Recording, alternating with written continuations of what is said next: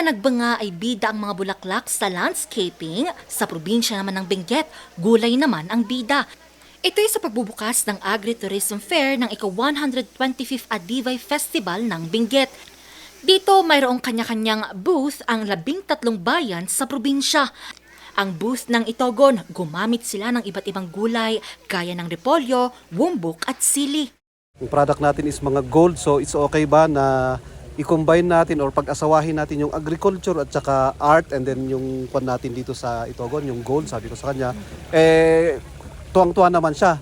So pinakita ko yung design, tapos sabi niya, okay, gawin mo. Healthier Benguet kasi naman yung pinopromote natin dito. So mas prefer natin yung vegetable compare sa flowers.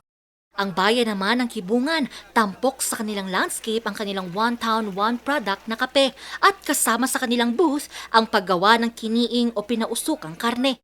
As you can see, we have the traditional rice because we maintain the heirloom rice in Kibungan, and then the vegetable terraces.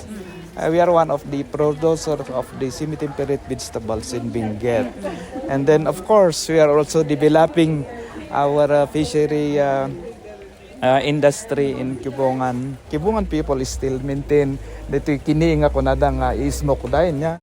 Pagpintasan na dito nga both that promotion of our products. May promote na may products tayo. Adati kakaili dagdo mga turista nga lokal amo na adati proyekto tayo dito. Ikat makikita tayo lang dagay mismo kakailian kung may damit lang bumatang, kung may damit lang bumatang dito. So salamat dito yung activity every year. Layon ng Agritourism Fair na maibahagi sa publiko ang kultura, pagkain at turismo ng bayan.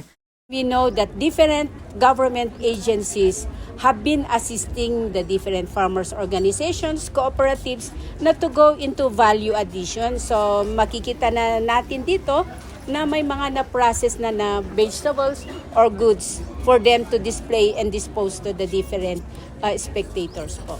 Itong Agritourism Fair, i-promote niya ang mga different products ng different municipalities, fresh and processed product po. At nakikita na po natin na, alam po natin na mahal na ngayon ang mga gulay due to that effect. Pero at least naman po, meron pa rin pong bibigay ang mga different farmers na ititinda natin dito sa provincial food natin. Magtatagal ang Agritourism Fair sa Barangay Wangal mula November 17 hanggang November 30. Bukas ito sa publiko mula alas 8 ng umaga hanggang alas 8 ng gabi. Ang may pinakamagandang landscape exhibit ay mag-uuwi ng 150,000 piso sa November 30. Angel Arquero, RNG News.